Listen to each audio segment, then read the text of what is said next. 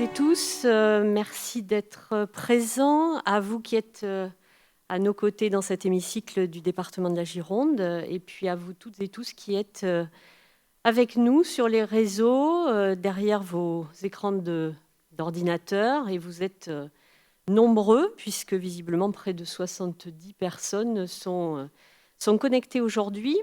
Donc j'ai le plaisir en tant que présidente de l'IDAC de vous accueillir sur ce dernier temps de rencontre des Summer Camp.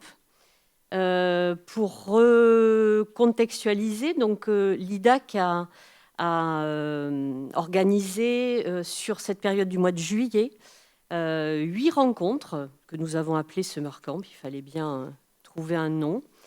C'est temps pour garder un contact et puis aussi dans un temps où les festivals ont été annulés, il nous fallait garder le lien avec vous toutes et tous.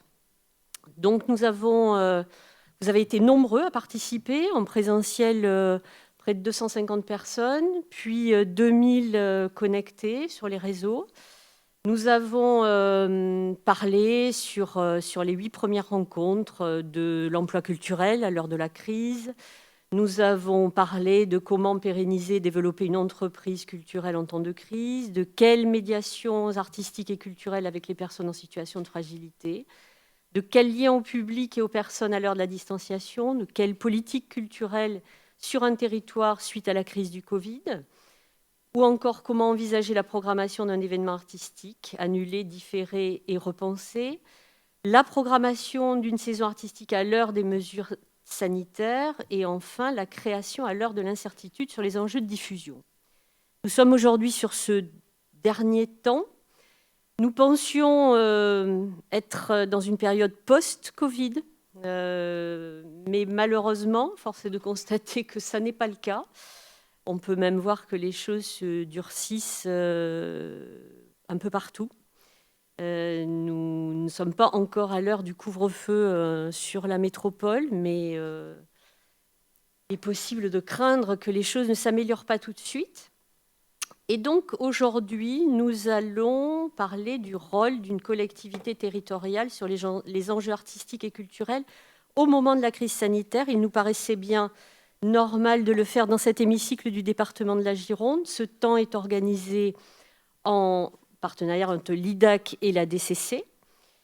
Et avant de laisser la parole à Philippe Sanchez, directeur de l'IDAC, je veux vous remercier toutes et tous qui avez participé, acteurs, artistes, élus, évidemment les équipes de l'IDAC et de la DCC, et puis remerciements à Dask et d'ailleurs qui nous ont accompagnés tout au long de cette belle aventure.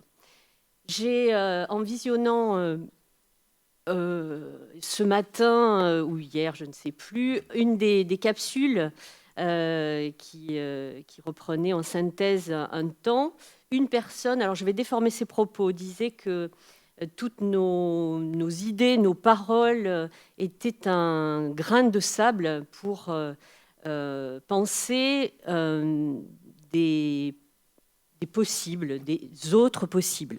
Donc je souhaite que sur ce temps, eh bien, nous amassions beaucoup de grains de sable pour penser d'autres possibles et puis passer au mieux ce cap. On ne peut pas dire qu'on le passera bien, loin de là, mais passer au mieux ce cap de cette crise sanitaire et de ce fichu virus. Je vous souhaite une belle matinée d'échange.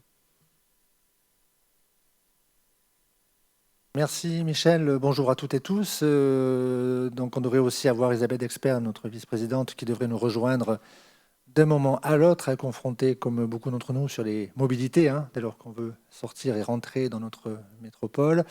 Sur la méthodologie, juste se dire que nous avons à notre rencontre sur le rôle d'une collectivité territoriale sur les enjeux artistiques et culturels face à la crise sanitaire, inviter des publics, des partenaires avec qui échanger, et nous avons aussi nos publics complices, puisque l'idée c'est vraiment d'échanger entre nous en présentiel et aussi en distanciel.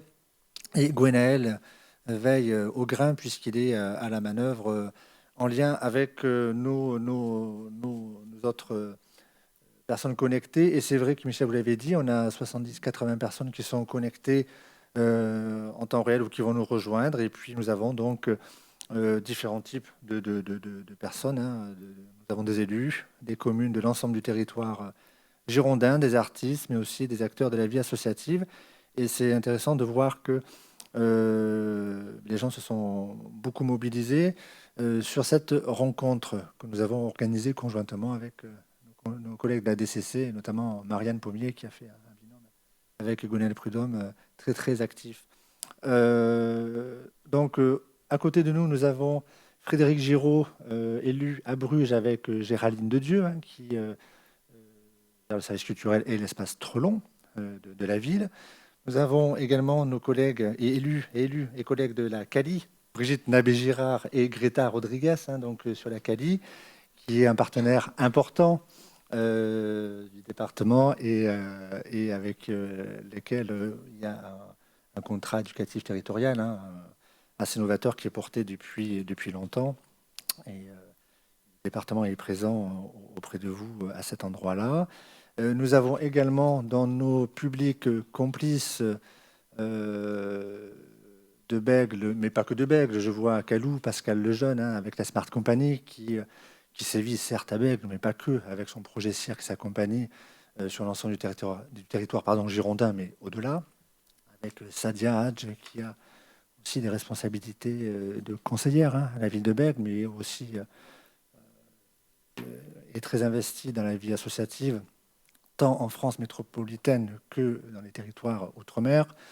Nous avons aussi Stéphanie Bonnier, pardon, donc de Mios, et nous avons également Chloé Rouget, qui est collègue de Co aujourd'hui, sur les problématiques des richesses humaines plutôt, à Co-Confère.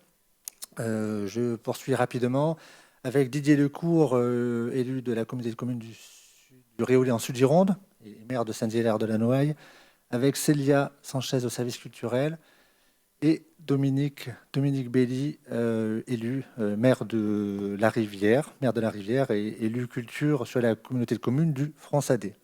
Nous allons, quand vous discuterez, que vous échangerez par rapport à notre thématique, hein, vous n'oublierez pas d'allumer vos micros et de les couper, de sorte que nous puissions nous entendre. Et je finis par nos collègues Hélène Fribourg, aussi directrice de la culture, avec qui nous avons préparé en amont, bien sûr, l'ensemble de cette opération. Bonjour Isabelle. Bonjour. Un petit mot peut-être de bienvenue. Oui, désolée, hein, j'arrive un petit peu comme un cheveu sur la soupe. Je pensais que les gens restaient chez eux et qu'il n'y avait plus de circulation, malheureusement. C'est toujours aussi compliqué. Non, simplement, mais je crois que Michel l'a fait, très bien fait. Vous remercier d'être là aujourd'hui. C'est une nouvelle étape dans la réflexion amorcée par l'agence culturelle hein, du département Lidac et tous ceux qui font que vivent nos territoires tout simplement. Donc une nouvelle étape ici au département puisque c'est aussi là que ça se passe. Hâte de voir un petit peu comment ça va se passer, ce qui s'est déjà passé. Mais je sais que Michel a fait un retour sur image et puis donc les images et le retour sur image, c'est bien, mais c'est qu'est-ce qu'on va faire après et vers quoi on va. Donc, une matinée sûrement capitale et très intéressante dans les échanges, j'imagine. Voilà, donc bienvenue au département. Ce matin. Merci Isabelle. Pardon d'avoir passé le micro un peu rapidement, à peine arrivé. Mais c'est vrai que voilà, on est contraint, on a du monde à l'antenne, comme on peut dire, pour se mettre dans l'ambiance. Demander à Olivier et son équipe de nous passer peut-être une capsule vidéo des rencontres qu'on avait donc menées en différents endroits du département et notamment peut-être la capsule vidéo qui rappelle celle qui s'est déroulée sur Lyons sur les problématiques politiques culturelles, festivals, événements. Ça nous permettra comme ça de...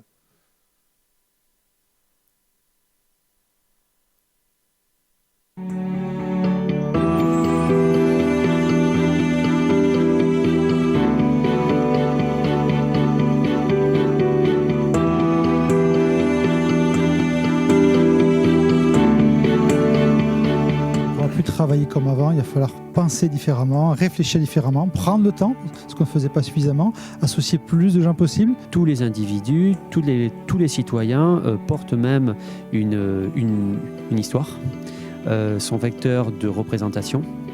Et ce sont toutes ces représentations et ces histoires qui forgent une société pour peu qu'il y ait un dialogue. Tout l'argent public qu'il y a dans les festivals ou dans les programmations ont été reversés. Et ça, c'est intéressant. Par contre, toutes les compagnies qui, eux, jouaient par exemple pour des associations ou pour des petites communes qui ne sont pas subventionnées, celles-là, par contre, ont perdu parce que, justement, les subventions publiques n'étaient pas là.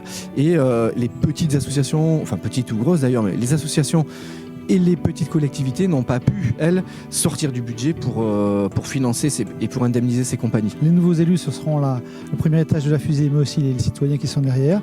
Et puis repenser la politique plutôt vers une plus grande proximité. Et je crois que c'est effectivement le bon moment de rebondir. La commune est là sera là pour accompagner ce mouvement et faire en sorte que on ne parle pas d'une culture, mais des cultures. Voilà. Je crois en la résilience, je crois que l'homme est fait quand même pour rebondir et je crois que la culture sera vraiment motrice pour faire rebondir tout ça.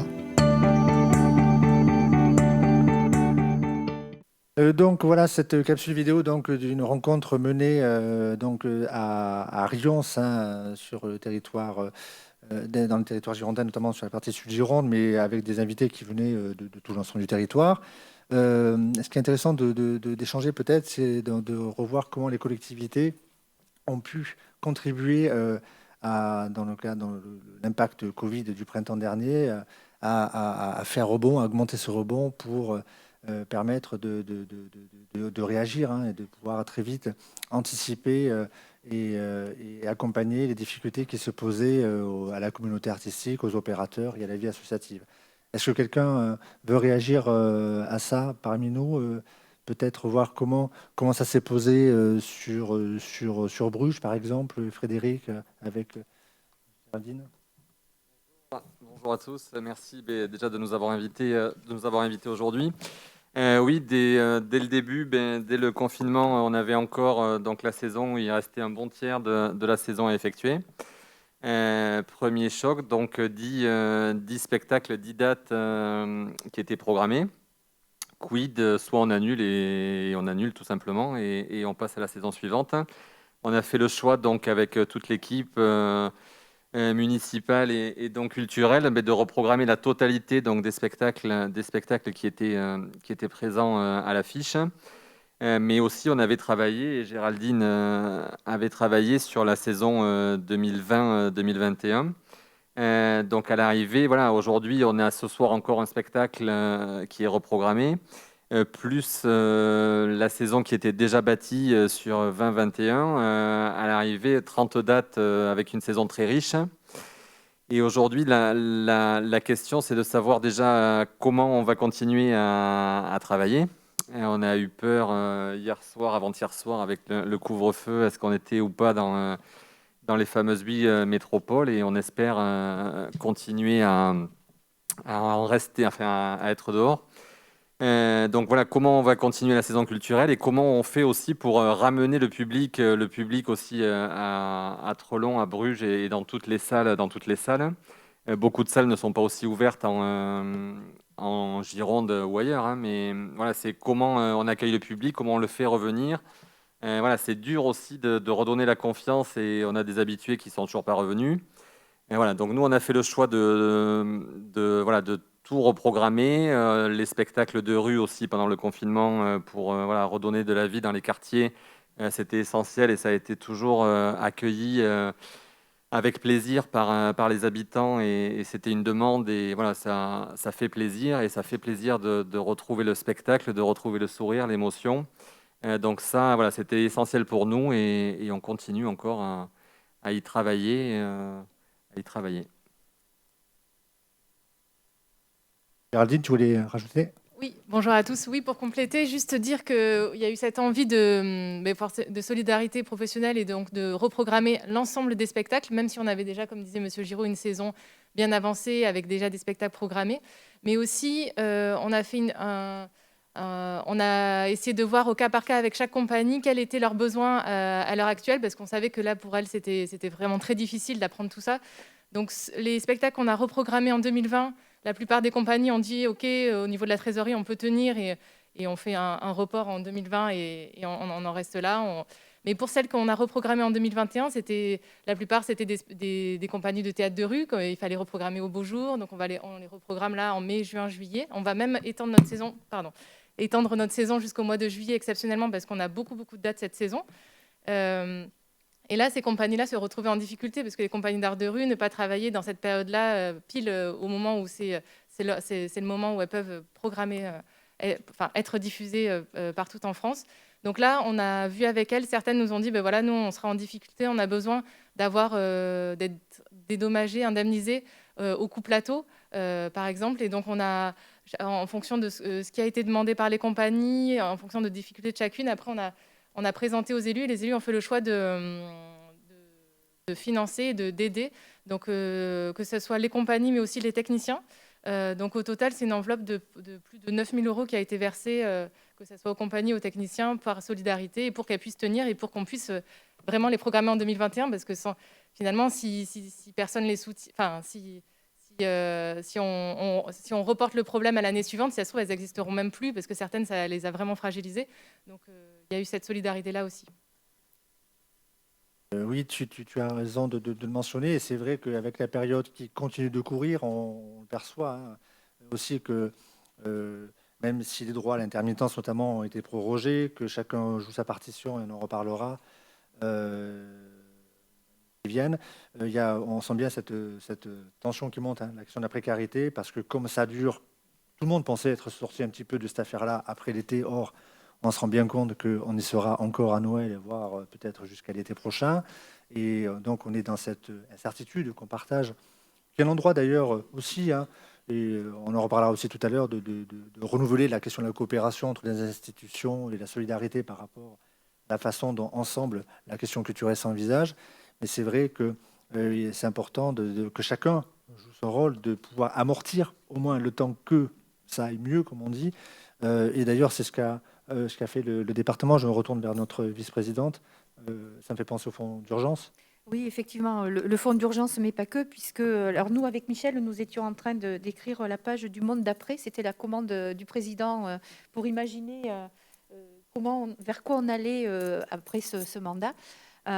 Et très rapidement, on s'est retrouvé confronté à juste écrire la page Le monde d'aujourd'hui et comment on continue à le vivre et à essayer de faire que les gens le vivent mieux.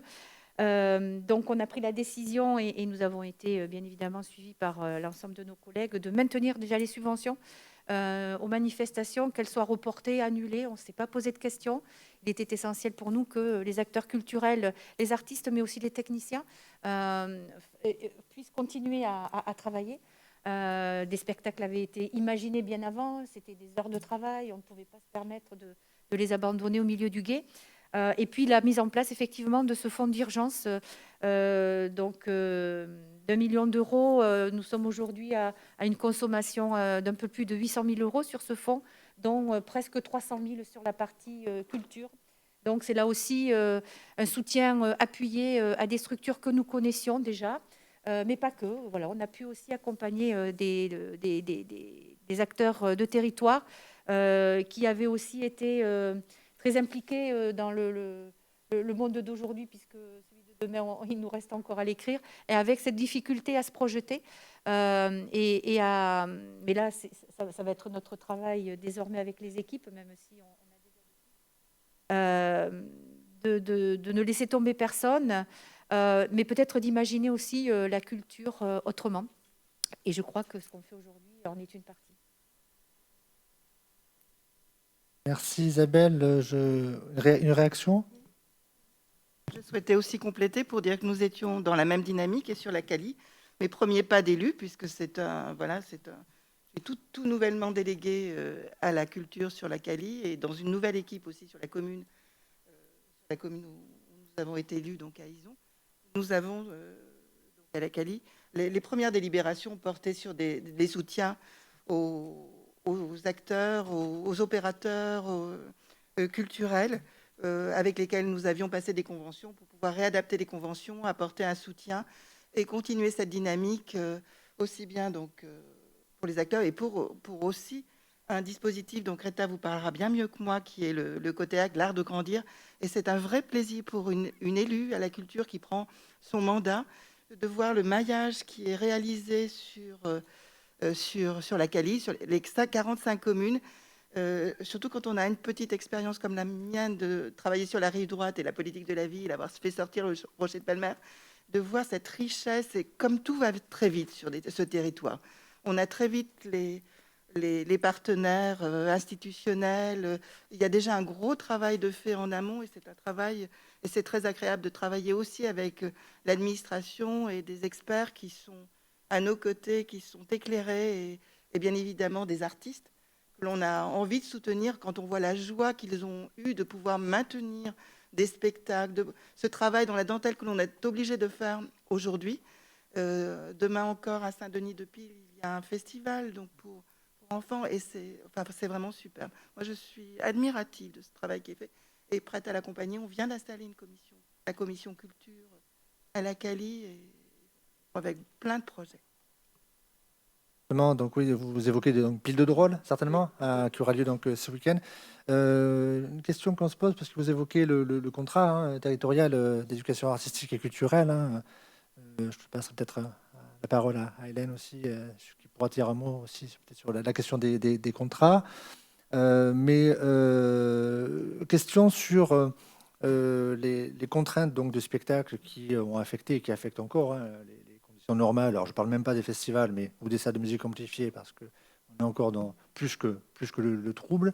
Mais même si on arrive peu ou prou à relancer des dynamiques dans les théâtres et les salles de spectacle sur des jauges assises souvent, ou le cinéma, la question dans le temps scolaire reste une question compliquée peut-être pour arriver à travailler soit dans le temps scolaire, soit à faire sortir les équipes enseignantes avec les enfants pour accéder. Alors oui, au niveau de la Cali, c'est vrai qu'on a essayé de ne pas rester, passif. Et en fait, on a décuplé d'énergie et peut-être un petit peu d'audace en amplifiant paradoxalement les parcours. Donc je ne sais pas du tout si on s'est adapté à la crise Covid, mais en tout cas, on a fait preuve vraiment d'obstination pour que cette politique, je dirais, de l'émerveillement que permettent les artistes perdure. Donc on a, au lieu d'avoir 4 parcours, aujourd'hui on en a 5 parcours. C'est vrai que sur les inscriptions des écoles sur ces parcours d'éducation artistique et culturelle, on a senti de prime abord une certaine frilosité, parce que juste à ce moment-là où il y avait cet appel lancé par la DSDEN, la Gironde, donc Madame la préfète, signalait que les sorties scolaires donc, ne pouvaient plus avoir lieu. Malgré ça, on a quand même réussi à faire le plein, 100% d'inscriptions sur l'ensemble des parcours, c'est-à-dire une 50aine de classes donc, qui vont bénéficier de cette poche d'oxygène, je dirais, avec la venue des artistes en classe, puisque pour l'instant, les intervenants extérieurs sont toujours autorisés à venir. Après, c'est vrai que financièrement parlant, il faut déployer de nouvelles énergies, dédoubler les représentations scolaires, voire les tripler, quadrupler. Un cas se pose la fin novembre pour accueillir non plus 3 classes, mais que 2 classes sur un spectacle. Donc ça demande effectivement un engagement fort de la part des collectivités, en l'occurrence ici la Cali, pour éviter que ces temps précieux pour les enfants et les jeunes ne deviennent des peaux de chagrin. Alors, je ne sais pas si je réponds, Philippe, à votre question.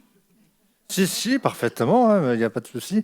Peut-être, oui, je me tournais rapidement vers nos collègues de la DCC sur cette vision partagée que vous avez des indicateurs par rapport aux actions contre-éducatives. S'il y a des difficultés particulières ou comment ça se passe au niveau des relations que vous avez avec les territoires? Alors, c'est assez variable en fonction des territoires et des... Là-dessus, je pense que Célia, notamment du Réolancy, pourra en dire quelque chose, parce qu'il y a des territoires où les établissements scolaires sont plus ou moins frileux. Voilà. Et quand même, il y en a où c'est un petit peu difficile de les mobiliser, même s'il y a cette autorisation des artistes de rentrer dans les classes. Voilà, il y a quand même un peu de frilosité. Et ça dépend des territoires. Après, je crois que Dominique Bailly disait que sur le Fronsadé, vraiment, il faisait carton plein sur les parcours EAC aussi. Voilà, c'est assez variable, mais c'est sûr que les côtés AC sont vraiment repartis. Les programmations sont très volontaristes. Il y a vraiment une dynamique qui n'est absolument pas freinée, et ça, c'est vraiment important. On le suit de près et on salue le travail sur les territoires qui vraiment, enfin, Greta a fait, défait, refait, annulé, reporté. C'est compliqué, mais ça se fait, et avec beaucoup de volontarisme.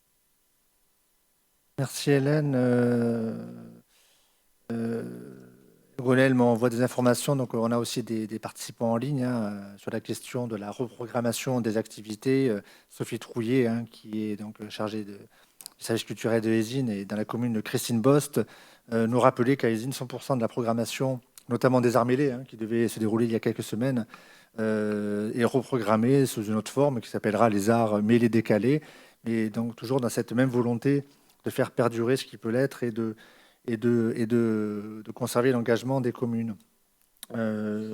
J'étais en train de lire en même temps justement une intervention qu'avait faite la sénatrice d'Ille-et-Vilaine, Sylvie Robert, il y a quelque temps, sur cette question de comment faire en sorte pour que les artistes gardent leur présence sur les territoires. Et elle rappelait que ce n'était pas juste une responsabilité donnée aux artistes de le faire, parce qu'ils font mais comme ils peuvent, mais que c'était d'abord une responsabilité d'une question culturelle comme l'éducation, qui doit être au centre des préoccupations dans la crise que nous traversons. Sur la question peut-être aussi, vu qu'on évoquait les projets de AC, la façon dont le lien perdure ou se construit sur les territoires en lien avec la communauté jeune publique, les enseignants. D'autres remarques peut-être sur le Fronsadé ou le Réolé? Bonjour à toutes et à tous. Bien, nous, on a forcément, comme tout le monde, dû annuler certaines interventions dans les établissements scolaires au regard de la crise sanitaire.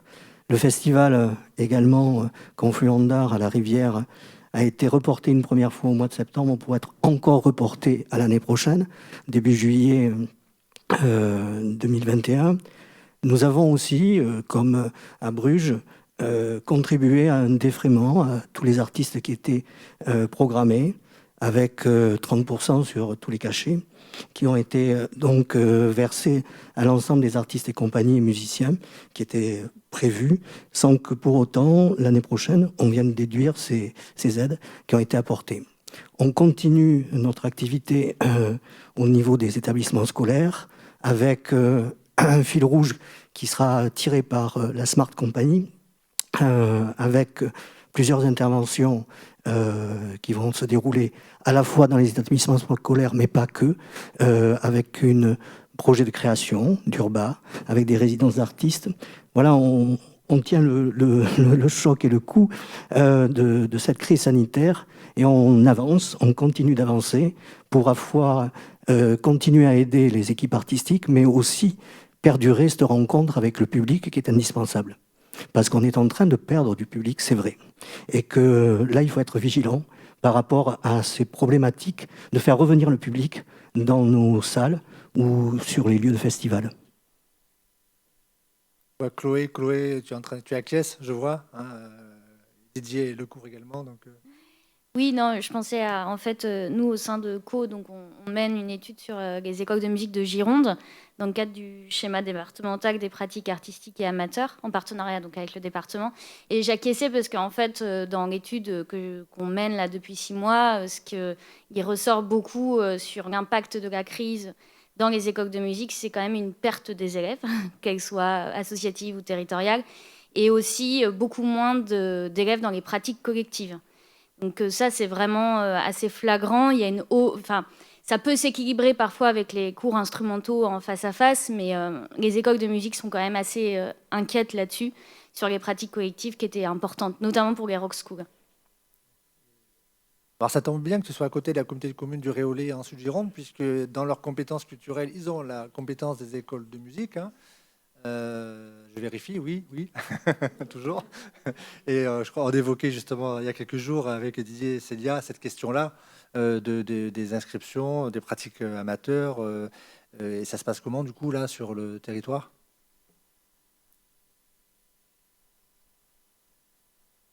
Oui, bonjour à tous. Effectivement, sur l'école de musique, aujourd'hui, on enregistre, comme le disait Chloé, une baisse de la fréquentation, mais assez légère, somme toute. On n'est pas tellement impacté sur notre école. Le public est revenu de manière assez fidèle. En revanche, il est vrai qu'on a des endroits où l'impact est plus marqué. Donc, les pratiques collectives, effectivement, et aussi les instruments avant. On a eu une baisse assez conséquente sur une classe d'instruments avant. Voilà, donc des pratiques effectivement qui sont connues comme étant plus à risque que d'autres. Voilà ce qu'on peut dire. Mais sur l'école de musique, effectivement, il y a quand même une belle dynamique qui s'est maintenue. En revanche, puisque j'ai le micro pour rebondir sur la question des co-théacs, nous avons connu, nous, alors peut-être qu'il y a un microclimat sur le Réoléan Sud-Gironde, je ne sais pas. Nous avons eu une désaffection de la part des scolaires sur les inscriptions dans nos parcours. Donc nous, ce sont des parcours qui existent depuis 2015. Aujourd'hui, on a 5 parcours sur la communauté de communes de 0 à 18 ans. Et pour 2 parcours en temps scolaire. Alors on commence à remplir, mais vraiment on a été à la peine. Il a fallu vraiment revenir sur le terrain, remobiliser nos réseaux, des ressources, les conseillers pédagogiques, appeler beaucoup les écoles, être au plus près, rassurer, et vraiment venir dire qu'on était très peinés que ces parcours ne puissent pas se faire parce que aujourd'hui, les artistes peuvent aller dans les écoles et c'est un peu le seul endroit où l'accès à la culture pour tous peut continuer d'exister parce qu'il est bien évident que dans les salles de spectacle aujourd'hui, on le disait, on perd du public et le public qu'on perd, c'est pas le public qui a l'habitude d'aller voir des spectacles.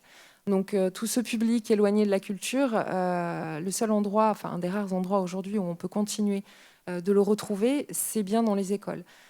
Donc on a tenté de réorienter le public. Ce qui ne se fera pas en temps scolaire va se faire en temps périscolaire.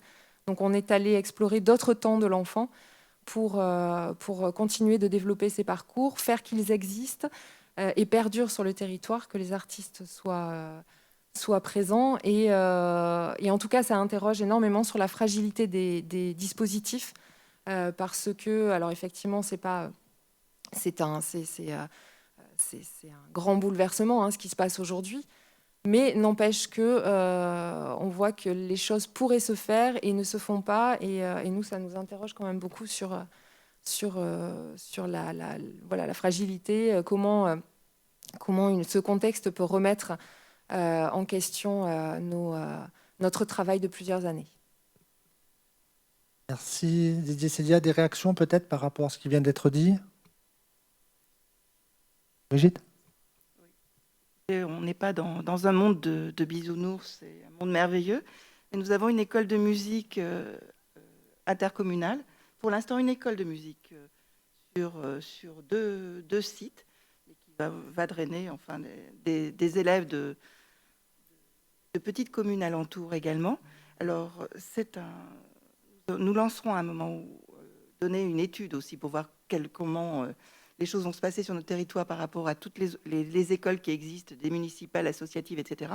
Mais cette école de musique a fait le plein parce qu'elle n'a jamais arrêté. Pendant la période de confinement, la directrice a fait preuve d'une énergie fantastique, à organiser des cours donc avec les enseignants. C'est pas un très joli mot, mais enfin, je vais quand même l'employer, c'est plus facile en distanciel. Ce qui a permis de conserver la relation donc, avec les élèves, le lien avec les parents. Et là, donc, à la rentrée, puisque les inscriptions ont été closes au 30 septembre, je regarde Greta pour voir si je ne dis pas de bêtises, le plein était fait. Par contre, nous avons mis les moyens de pouvoir équiper les studios, enfin les salles de cours, de façon à ce que des mesures de distanciation soient là, avec des plexis, des cloisons, etc. Donc la Cali a fait l'effort aussi de financer ce matériel. Oui, moi je rejoins Célia aussi dans l'inquiétude que nous pourrions avoir par rapport aux victoires passées et qui sont si fragiles. Et cette situation rappelle les inégalités que nous avons sur les territoires. Ça veut dire que là où c'était déjà plutôt bien installé, ça perdure, mais il faut encore beaucoup d'énergie. Mais autant dire que là où nous étions déjà en manque de structures, d'accompagnement ou de projets qui émergeaient des territoires, c'est encore plus compliqué, avec la difficulté en plus pour tout ce qui est école de musique, pour le coup, quand la compétence est communautaire ou municipale, et pas seulement associative, de la mise à disposition des locaux et de cette injonction de l'État qui est de fermer certains équipements qui auraient pu continuer à accueillir des publics puisque les protocoles avaient été mis en place et de manière très comment dire, accompagnée. C'était très sérieux dans la mise en place. Il n'y avait aucun souci à se faire. Mais la responsabilité de l'élu reste engagée et on se doit d'obéir à l'injonction qui nous est faite avec une incompréhension du milieu associatif parce qu'effectivement, je pense que nous aurions eu la possibilité de continuer l'enseignement et c'est vrai que du coup le cours individuel a été privilégié et c'est dommage parce qu'on sait bien que la pratique collective est intéressante aussi pour arriver à travailler cet ensemble et cette émulation de groupe. Donc c'est aussi ça, paradoxalement, quand ça pouvait fonctionner, le collectif ou la collectivité se trouvait être là l'empêcheur de la poursuite de l'enseignement artistique notamment. Et ça, c'est une vraie difficulté et nous n'avons pas de solution, avec en plus des sous-préfectures qui ont eu des aménagements, on va dire, c'est-à-dire des locaux de type L qui devenaient type R, enfin des choses complètement ahurissantes. Et pour un élu, c'est ingérable. C'est ingérable, ça veut dire c'est tout le monde ou personne. Ou alors effectivement, on nous dit dès le départ, vous pouvez vous adapter et on vous fait confiance et vous le faites avec ceux qui font l'enseignement artistique sur les territoires. La possibilité ne nous a pas été offerte de travailler dans ce sens-là. Et ça, c'est dommageable parce qu'effectivement, on va perdre ces enfants parce qu'il y a aussi le coût. Il y a des familles qui n'ont pas pris le risque de payer, de s'engager sur un trimestre de cours en n'ayant pas la certitude que les cours pouvaient avoir lieu. Et tous les profs n'ont pas non plus joué le jeu, je crois, sur les territoires, de cet enseignement à distance que l'on a pu connaître pendant le confinement, parce que ça interroge, ce sont d'autres méthodes de travail, mais que l'on doit, à mon avis, accompagner, parce que c'est aussi par ça que ça va passer. Je crois qu'il y a de nouvelles façons d'enseigner et que le département, mais comme d'autres collectivités, doivent accompagner ces réflexions et ce changement de façon de faire et d'enseigner. Merci Isabelle. Alors c'est vrai que ça renvoie aussi beaucoup de cette question de ne faire ou ne pas faire à la responsabilité des élus de proximité. Et quand je dis proximité, je pense au maire en fait, puisque c'est vrai que quand on a parlé de la question des salles de spectacle organisées par les municipalités, oui, mais les associations, non, sachant que beaucoup de saisons culturelles fonctionnent via des associations parapubliques souvent, que les salles de spectacle, comme ça a été dit, souvent quand on regarde leur catégorie en termes d'ERP, oui, il y a beaucoup de lieux qui sont plutôt classés salles polyvalentes et pas centres culturels, mais on y fait quand même des saisons culturelles. Je crois que c'est le cas pour le Champ de Foire à Saint-André-de-Cubzac, la Caravelle à Marcheprix, mais qui sont des salles de spectacle au sens où on l'entend, on va dire. Pour autant, il y a un peu de climat de frilosité quand on regarde ça et on se dit est-ce qu'on peut faire, est-ce qu'on peut ne pas faire.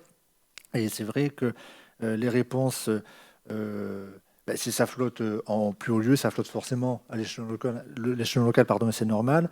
Et on en reparlait encore tout à l'heure. C'est vrai que pour l'instant, l'Aquitaine, ou en tout cas Bordeaux, n'est pas en zone de couvre-feu. On verra si ça dure ou pas.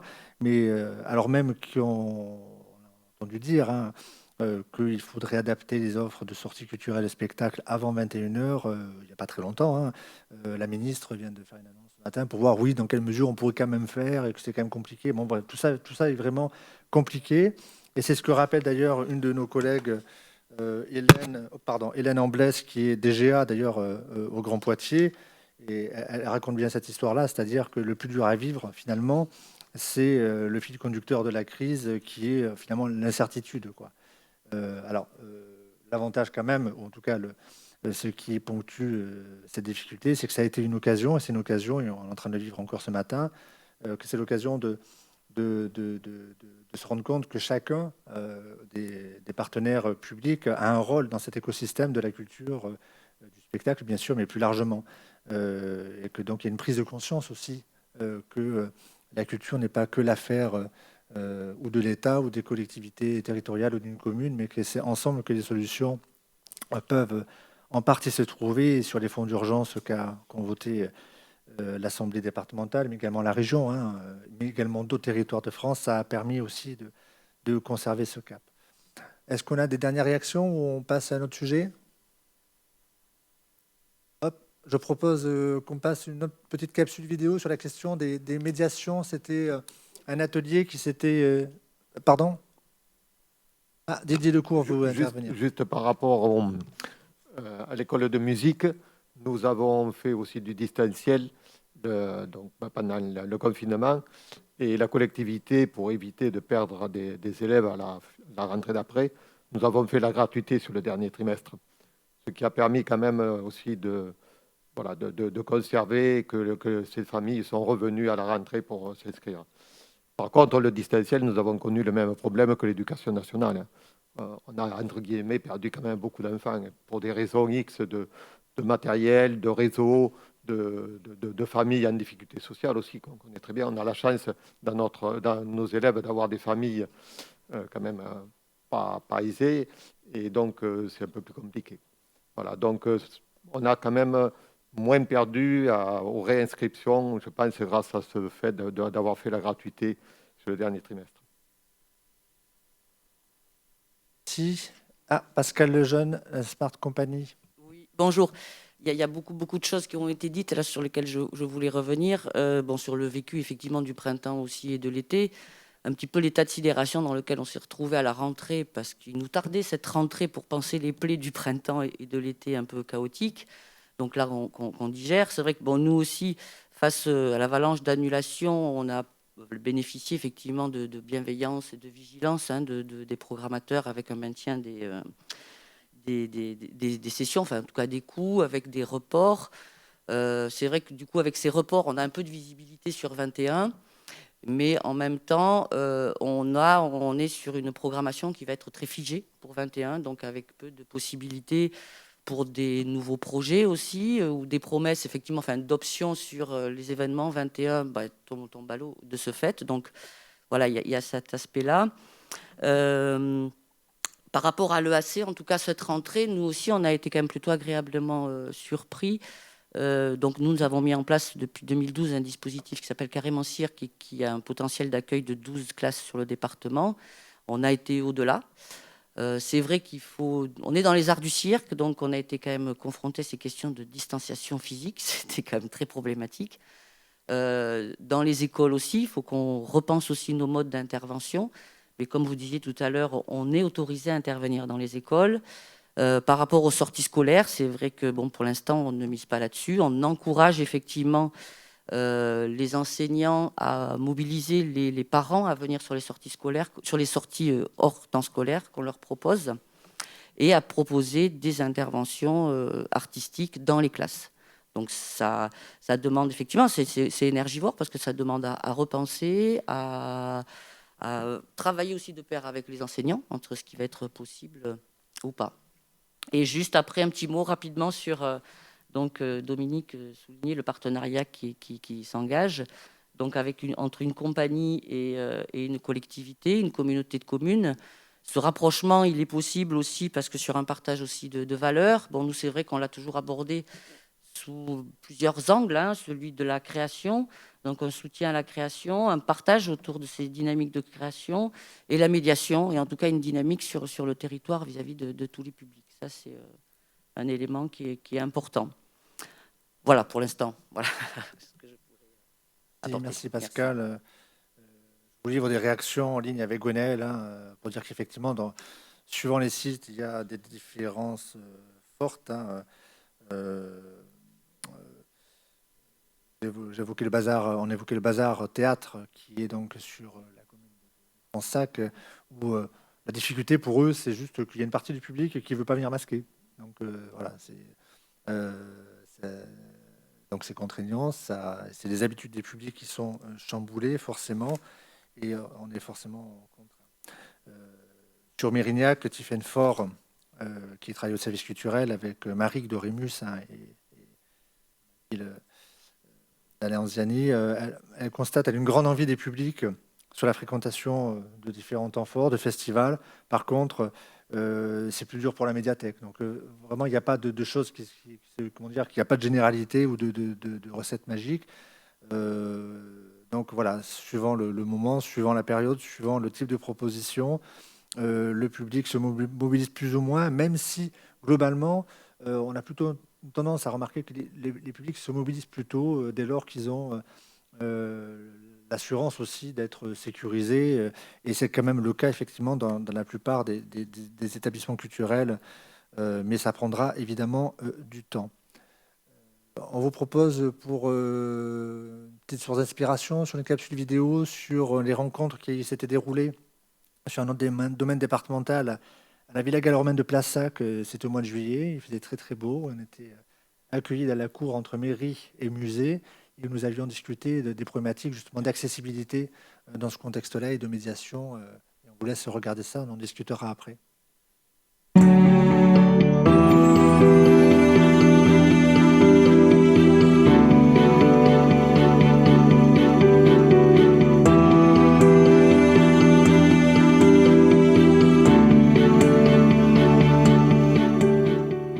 Des choses, c'est qu'on ne peut pas repartir comme avant, comme si de rien. Alors, je ne peux pas représenter tous les artistes et en même temps, je sais bien qu'autour de moi, il y a plein d'artistes hyper en colère, toutes les tournées s'annulent. Je pense que moi, si j'ai rebondi et que je vis les choses bien, c'est parce que j'ai bougé tout de suite, en fait. Quelque chose de la nécessité de travailler en coopération avec les équipes, donc de les doter de ressourcement, pour ensuite repenser des projets par le biais d'expériences sensibles liées à l'art. Ma manière de bouger, ça a été de tout de suite prendre le téléphone et faire du lien avec les autres artistes, parce que je crois vraiment qu'en la solidarité. Alors ça, depuis toujours. Tous ces projets et puis tous ces rapports avec des personnes, des artistes, tout ce que l'on imagine ensemble, en fait, sont autant de grains de sable, tu vois, qui vont permettre d'autres possibles.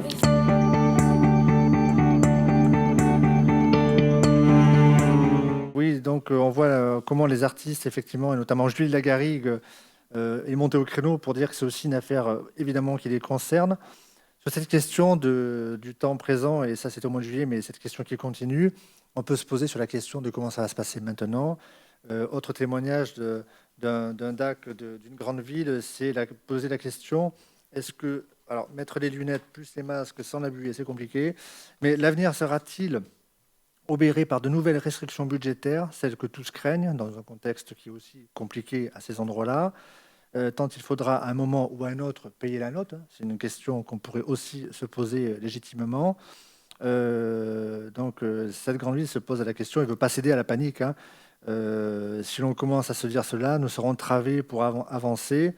En 2021, on nous invite à nous réinventer car tout sera différent. Il y aura sans doute la nécessité de prendre en compte plus fortement les acteurs du territoire, de faire des choses peut-être plus modestes avec des coûts différents. Le temps ne sera pas forcément à certaines grandes productions, là c'est par rapport à un grand théâtre. Tout ce qui s'est passé durant cette crise sanitaire nous oblige, mais du positif ressort aussi de cela, la nécessité du temps long, de la co-construction et de ne plus tout gérer dans l'urgence et de ne pas forcément tout démultiplier, de aussi aborder les choses différemment. Donc cette question de la relance, de maintenant, alors la relance on y est déjà, mais en entre-deux encore, soyons lucides, et c'est vrai qu'au moment même où on a décidé de maintenir cette rencontre, on ne savait pas trop si on pouvait déjà le faire, au sein même du département, au niveau des conditions techniques, on ne savait même pas si on avait des recettes, et on se disait même quand on en parlait avec les personnes invitées que oui, mais bon, on n'est pas vraiment clair non plus, donc ces questions font partie aussi du chemin. Sur la façon dont on va pouvoir collectivement contribuer à cette relance culturelle. Alors, relance culturelle, mais ça pourrait être plus large, hein, parce que je pense que dans le champ sportif, les questions sont similaires. Mais en tout cas, est-ce que vous voulez intervenir sur cette question de qu'est-ce que ça veut dire que la relance, comment on fait au-delà de la solidarité, malgré tout, qu'il y a eu autour des fonds d'urgence, de la capacité des uns et des autres à se mobiliser sur ces derniers mois pour que les équilibres tiennent, on va dire. Mais on sait très bien que ça va durer un certain temps, que la question du retour des publics dans les lieux, les pratiques amateurs ou dans les cinémas, enfin, ça se fait vraiment peu à peu quand c'est pas contraint. Donc, sur ces questions de la relance, est-ce que quelqu'un veut intervenir par rapport à notre présent, futur immédiat? À Bruges? Après, c'est aussi un choix. Si le choix il est financier, est-ce qu'on veut soutenir ou pas la culture, hein? Programmer, c'est un fait. Annuler, c'est un autre. Voilà. Aujourd'hui, enfin nous, je sais que voilà, le financier, on l'a toujours laissé sur la culture. On continue à programmer, à soutenir. 21, 21, la saison future, on l'imagine encore. Et voilà. Sur la fête de la musique, c'était aussi une grosse fête à Bruges, donc forcément l'édition passée a été annulée. On avait créé, et ça aussi c'est difficile parce qu'on imagine des scénarios, et donc on avait imaginé un bus, un camion qui allait circuler, 2 camions qui allaient circuler dans la ville. Donc je vous passe les journées d'organisation du service culturel avec la programmation des artistes qui étaient prévus, qui devaient venir, jusqu'au soir de la manifestation à 17h ou quelque chose près. La préfecture qui nous dit c'est annulé, alors que le camion allait croiser aucun public. Et pour recevoir, il faut quand même le dire, un appel le lundi matin de la préfecture, alors la manifestation s'est bien passée. Donc, vous voyez, c'est des choses qui sont difficiles, mais on ne se décourage pas et on programme. Mais la peur aussi, c'est pour les artistes, les compagnies, qu'est-ce qui va se passer avec les festivals l'an prochain, l'été prochain, parce que est-ce qu'il ne faut pas aussi anticiper ça et se dire... peut-être pas attendre un Avignon qui va être annulé, mais le faire en local et l'imaginer sur le département, sur des territoires plus proches. Et voilà, on a des idées, on a du financier. C'est un choix financier, hein. Après, voilà, tu parlais des théâtres qui ouvraient pas. Je crois que les collectivités ESIN et d'autres salles municipales, les municipalités, elles font le choix d'ouvrir. Après, les théâtres professionnels, c'est autre chose. Et là, voilà, les collectivités font un choix de soutenir. Isabelle d'Expert? Oui, mais de la même façon, le département fait ce choix-là. Ça veut dire que, il faut y aller. Donc, on ne va pas s'arrêter comme ça au milieu du gué, je le disais tout à l'heure. Donc, nous, on est en réflexion budgétaire.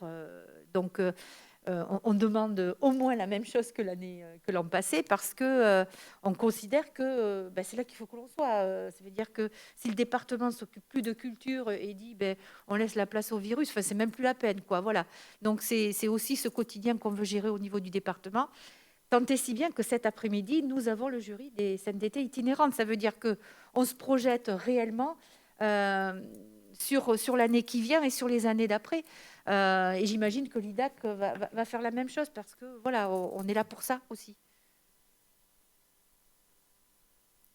Alors, une intervention, Michel Lacoste, président de l'IDAC. Oui, comme vient de le dire Isabelle d'Expert, au niveau de l'IDAC, on aura un budget à l'identique. Alors, ça peut paraître jamais assez, mais dans un contexte extrêmement contraint financièrement, qui est celui quand même du département, on fait le choix de maintenir ce budget. Et l'IDAC, sur un fonds de réserve, a prévu de mettre ce fonds à disposition pour aider de nouvelles pratiques, pour être aux côtés des artistes, des acteurs culturels, pour inventer de nouvelles choses. Et ce fonds sera à disposition pour cela. Donc effectivement, on reste vraiment non seulement à côté, mais on se projette sur d'autres possibles, d'autres champs des possibles.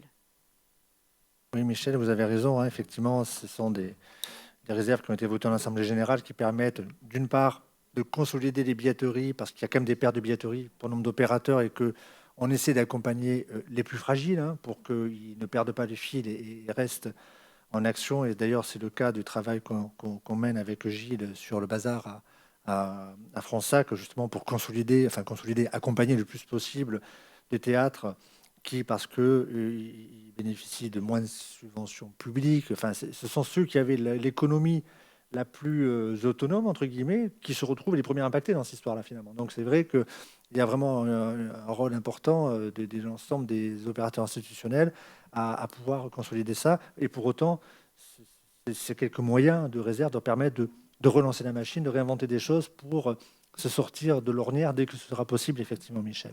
Sadia, Hadj, intervenir. Oui, bonjour à toutes et à tous. Du coup, moi, je retiens plusieurs éléments, notamment la question de la coopération et des solidarités, puisqu'on ne peut plus en faire l'impasse et aller encore plus loin dans cette question-là. Donc, c'est creuser les possibles et c'est comment on traverse le territoire, quel qu'il soit, avec toutes ses porosités et ses plus-values. Donc, plutôt avoir un regard positif, puisqu'on est entouré d'injonctions contradictoires. Et du coup, faire confiance aussi aux communes dans la manière de gérer les affaires de leur commune, finalement, puisque, comme le souligne la ville de Bruges, du jour au lendemain, quelle frustration d'organiser des choses et d'avoir la préfète qui nous dit de fermer, d'annuler. Donc, c'est vraiment une frustration politique par rapport aux orientations qu'on défend et qu'on l'on souhaite mener sur les territoires. Frustration de terrain, puisque les associations s'investissent et sont les premiers interlocuteurs avec les compagnies qui investissent ce territoire-là. Donc la machine, effectivement, il faut la relancer, mais j'ai envie de dire, peut-être qu'elle ne s'est jamais arrêtée, que le cœur a battu moins fort, mais elle ne s'est jamais arrêtée. Et que lorsque je vois des exemples de concerts de musique, puisqu'on parlait aussi des spectacles où on propose, alors pardon, ma mémoire me fait défaut, où on propose des bulles pour que les personnes soient à l'intérieur. Et le premier concert, je ne sais plus dans quelle ville d'Europe, c'est tenu comme ça. Je me dis, l'innovation, la création, la créativité, faisons confiance aussi aux organisateurs, aux techniciens, aux artistes, aux politiques, au travers de nouvelles choses à inventer ou réinventer, puisqu'il y a des choses qu'on a laissées en suspens aussi sur les territoires. Et c'est aussi comment on regarde la culture. Alors moi, j'ai plutôt un regard citoyen, un parcours citoyen, et au-delà de l'égalité, je parle même plus d'équité. Voilà, parce qu'on n'en est plus à cette question d'égalité. Je crois qu'elle est vraiment bien présente maintenant dans nos mémoires, mais c'est comment on la regarde et quelle est la question de l'équité à travers ce qu'on souhaite défendre en termes d'accessibilité et ne pas avoir peur du distanciel aussi. Je pense que c'est aussi l'outil numérique qu'il va falloir intégrer et qu'il va falloir aussi amadouer, adapter à nos pratiques d'ici ou d'ailleurs. Juste dernière petite phrase, donc là je reprends plutôt la casquette professionnelle, la question des solidarités. Je travaille dans une association actuellement à Saint-Pierre-et-Miquelon où la question de la culture est extrêmement prégnante puisqu'on a plutôt des entrées sociales, accompagnement des personnes vulnérables et la thématique de la médiation, la petite capsule qui a été vue à l'instant, marque aussi cette question des porosités interthématiques. Donc culture, citoyenneté, on a une DCC justement qui fait l'objet. L'IDA qui aussi est très prégnant et je remercie d'ailleurs ces deux instances extrêmement importantes qui m'ont permis aussi de réfléchir sur ce territoire d'outre-mer au travers de la question qui nous a permis de travailler avec aussi l'État, puisque l'État là-bas est beaucoup plus à proximité puisque tout est concentré. Et on a un gros travail avec le préfet autour des violences faites aux femmes et on a lancé un dispositif Culture, Art et Santé qui nous permet aussi de travailler avec des artistes girondins et de les amener sur ce territoire-là avec tout le nécessaire, bien évidemment. Et j'ai eu la chance d'être accompagnée, notamment l'année dernière, au travers de cette question-là, par l'IDAC et notamment des reportages photosensibles. Voilà, donc cette question-là, elle est en train aussi d'être travaillée en Outre-mer parce qu'on ne souhaite pas être coupé, puisque naturellement, on se retourne vers le Canada, on a la coopération, mais naturellement, moi, j'arrive de Gironde et je défends mon territoire aussi. Donc, du coup, c'est aussi ce partenariat-là que j'inscris dans le temps là-bas. Voilà, j'étais un peu longue, mais merci. Merci Sadia. Juste pour revenir sur ce que tu évoquais sur la question de comment se mobiliser, Sébastien Carlier aussi, sur le parc naturel régional des Landes de Gascogne, qui est avec nous en ligne, et merci Gwenaël d'avoir fait passer sa communication. Il y a bien cet enjeu à se mobiliser et à travailler avec la préfecture, le service de l'État, pour lister ensemble, travailler sur des typologies d'événements afin de savoir ce qui est possible de faire ou pas, parce que c'est vrai qu'au début, on avait un peu cette impression que le spectacle égale danger, en fait, hein, pour faire court, quoi. Alors peut-être que c'est un problème d'acculturation réciproque, hein, de méconnaissance, mais c'est pas grave, des métiers. En tout cas, on a vraiment besoin de se projeter dans des cadres qu'on puisse co-définir ou en tout cas réagir avec les services concernés, de sorte aussi à sécuriser, d'une part, les services de l'État dans leur instruction, mais aussi que leur concours puisse être utile aux élus qui, après, dans leur territoire respectif, sont chargés de prendre les décisions in fine, quoi, parce que le pouvoir de police leur revient de faire ou ne pas faire. Donc, c'est vraiment important.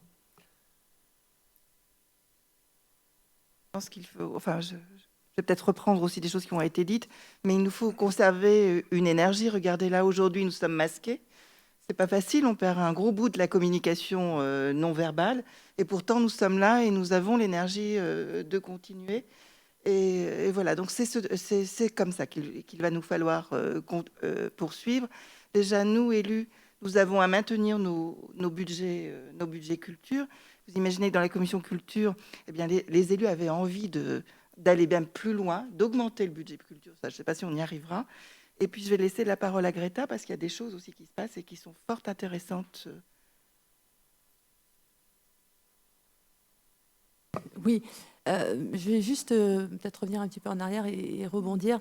C'est vrai que la décision prise par le département, mais aussi la DRAC, de verser les subventions aux manifestations culturelles, événements qui ont dû être annulés en intégralité ou partiellement, cette décision a été assez décisive, je pense, en tout cas en ce qui concerne la communauté d'agglomération du Libournais, je pense pour d'autres aussi CDC, dans l'esprit des politiques, à notre tour de ne pas renoncer et d'essayer d'étudier au cas par cas les différents les opérateurs culturels donc, qui étaient obligés de mettre à mal leurs manifestations et de s'inscrire en solidarité professionnelle.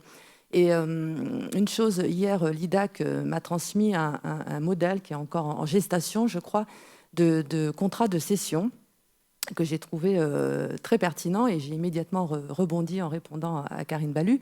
Il y avait une clause qui était inscrite dans ces contrats en lien donc avec la pandémie que nous traversons, c'est-à-dire que si le spectacle, la représentation, en l'occurrence là c'était sur des représentations scolaires, devait être annulés et qu'il était impossible de les reporter, que ma foi, à l'amiable, il serait pertinent que le producteur puisse, donc, l'organisateur, en l'occurrence la collectivité ou la mairie, puisse quand même mettre la main à la poche pour ne pas mettre en péril financier l'association donc porteuse de ce projet. Et au sein de la CALI, donc après avoir consulté le service juridique et mon élu, cette clause a été ajoutée. Et ça nous semblait important que le spectacle est annulé, mais on va tout faire pour que nous puissions honorer les contrats, ce qu'on a fait d'ailleurs quand les parcours ont été des parcours d'éducation artistique et culturelle, ont été annulés, pour certains réaménagés en distanciel.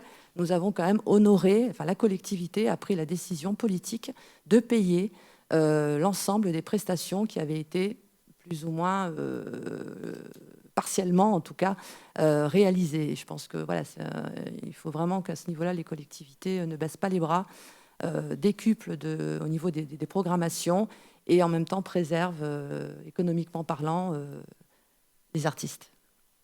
Merci Greta. Alors oui, donc ça, oui, on a pu le proposer ensemble, mais c'est vrai qu'en même temps, nos moyens d'agir sont modestes, c'est-à-dire qu'on ne peut pas contraindre chacun à prendre sa part de cette affaire-là. Ça renvoie à la question de cette clause de service fait, en fait, qui est un débat entre d'ailleurs l'État et les collectivités. C'est toujours la question d'interprétation. Oui, mais si un service n'est pas fait, moi, percepteur, je ne paie pas. Et ce qui est aussi réglementaire. Et dans ce contexte très particulier, on a un peu de tout, mais en tout cas, la possibilité a été ouverte pour que les collectivités qui souhaitaient, dans ce cas précis que tu évoques, amoindrir l'impact financier, il y avait cette possibilité de reverser. Sans doute que la cohésion du groupe, du département, de la région, mais de toutes les collectivités avec les mairies, les pôles communaux et intercommunalités, ça a pu contribuer à ce que chacun prenne un peu sa part de cette affaire-là pour tenir les deux bouts. Mais c'est vrai qu'il y a des disparités malgré tout, et quand ce n'est pas possible pour des raisons la responsabilité directe des communes. L'agence, elle, verse quand même sa part, pour l'instant, à la compagnie qui était partenaire, puisqu'on se défausser. Après, l'enjeu, c'est que on puisse très vite relancer la machine, parce que cette situation, qui est une situation de solidarité aujourd'hui, est-ce qu'elle durera des années? Rien n'est sûr. Donc, c'est vrai que l'enjeu, c'est quand même de très vite pouvoir retrouver les moyens de faire projet culturel et sens. D'ailleurs, je partage avec vous là une réflexion de Michel Rotterdam, qui est directeur général culture, vie associative du Grand Lyon, et qui dit d'ailleurs: on ne pourra pas éponger à court ou moyen terme tous les déficits accumulés sur la période. Le danger, ce serait effectivement de jouer les pompiers, au risque de replonger en permanence dans cette sorte de marasme. L'autre option, c'est aussi de réinterroger, par exemple, ce qu'est une ville hors du triptyque événement, attractivité, rayonnement, et peut-être, alors là c'est un DG de grande ville qui parle, mais de sortir d'une logique de communication, consommation culturelle pour se corriger des inégalités et défendre une culture qui participe d'une transformation sociale, du développement personnel et de l'émancipation collective. C'est peut-être aussi l'occasion. Hélène, tu veux réagir? Je veux bien réagir parce que je trouve qu'on a beaucoup parlé du monde d'après pendant le confinement. On a beaucoup rêvé sur ce monde d'après. Pour l'instant, je ne trouve pas beaucoup mieux que le monde d'avant, a priori. Et en même temps, côté artistique, il y a eu beaucoup de réflexions sur comment faire un peu autrement, mieux s'adapter aux réalités du monde actuel, à la problématique écologique. Et je pense que, il me semble que notre rôle, et nos élus nous y poussent aussi, c'est aussi de s'adapter à ça, d'être en veille avec ce qui se passe, avec les nouveaux. Il y a des associations qui se montent, il y a de la solidarité qui se joue, et nous, on est là pour vraiment appuyer ça et entrer. Enfin, il me semble que c'est une façon d'entrer en résistance avec ce monde d'après qui est quand même pas si joli. Et le monde de la culture, là-dessus, est assez en avance, vraiment volontaire. Vraiment qu'on soit à ses côtés, qu'on appuie ces mouvements-là, qui sont réels, qu'on sent.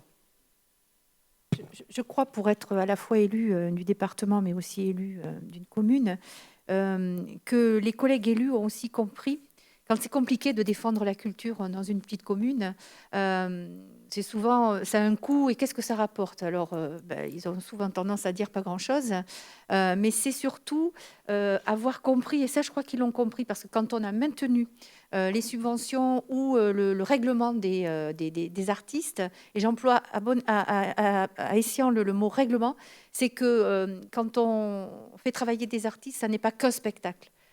C'est tout ce qu'il y a avant et tout ce qu'on partage avant et ce que ça permet de partager. Et je crois que ça, c'est finalement peut-être devenu un petit peu plus clair pour certains et qu'on n'achète pas qu'un spectacle. Voilà, ça déjà, première chose. Et je crois aussi que ça nous fait réfléchir, nous élus, sur ce que doit être un spectacle et qu'est-ce que la réussite d'un spectacle. C'est une jauge, c'est combien de spectateurs. Je crois que ça, c'est pas bon. Ça veut dire que c'est comment on imagine autre chose désormais. Et Sébastien Carly le disait très bien. 80 personnes sous un chêne dans un aérial, c'est une vraie réussite. Est-ce qu'on ne peut pas imaginer que désormais, la culture, c'est aussi ça? Et que ce n'est pas qu'une grande salle de spectacle remplie. Alors, ça remet en question plein de schémas, puisqu'on a aussi construit des salles de spectacle et qu'il faut que...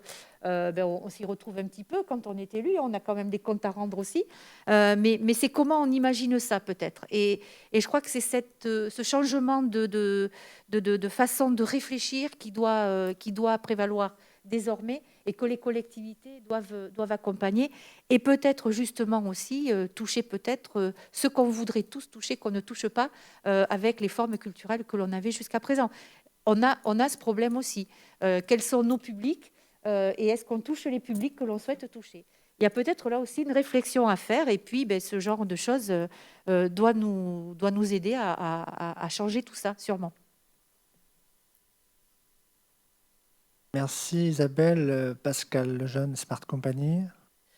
Oui, je voulais revenir un petit peu aussi là-dessus. C'est vrai que se projeter donc sur un monde d'après, oui, mais c'est vrai qu'il y a une pleine prise de conscience là que c'est pas une affaire de quelques jours. Cette histoire, ça va durer.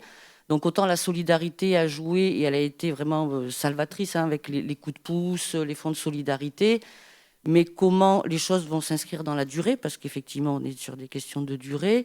Et comment nous, on va dire l'urgence aujourd'hui, c'est maintenir notre outil de travail, maintenir nos emplois permanents, parce que c'est évident on fait face à des tensions de trésorerie. C'est vrai que nous, je vois, après l'avalanche d'annulation de tous les contrats sur la saison, d'autres propositions sont arrivées quand les dispositifs se sont un petit peu allégés. Mais il a fallu aussi doubler les représentations pour des questions de jauge. Nous avions tous très très faim, donc on a aussi engagé beaucoup plus d'artistes que nous permettait la session. Donc on a puisé dans nos fonds de ressources et aujourd'hui, la rentrée, on est de nouveau dans ces cas de figure. Donc il y a cette urgence. Alors la capacité à se mobiliser, je crois que les artistes ont toujours été là. D'autant plus que là, on fixe, on va dire, nos difficultés sur la Covid. Mais elle est arrivée, elle s'est invitée aussi sur un terrain déjà fragilisé. On était sur un terrain culturel où c'est vrai que dans des budgets aussi réduits, donc une difficulté à émarger sur nos sessions pour le fonctionnement des associations. Et aussi, du coup, ça a un impact sur nos emplois permanents d'administrateurs qui sont ô combien essentiels. Mais toujours en réaction, les artistes ont quand même toujours été réactifs. Et notamment, déjà, c'est pour ça, quand le mot de « faut se réinventer, réinventez-vous » en pleine crise au mois de juin, mois de juillet, ça a fait un peu ça, parce que si on regarde un peu de plus près, depuis quand même plusieurs années, le spectacle vivant se réinvente, multiplie les formats, a investi des espaces qui étaient, comme on dit, non dédiés avant. Ça va, c'est que nous, dans les espaces naturels, autour du patrimoine architectural, chez l'habitant. Donc on était déjà aussi dans cette dynamique de se réinventer, parce que les offres aussi de diffusion ne sont pas extensibles, alors qu'on est quand même de plus en plus nombreux autour du gâteau.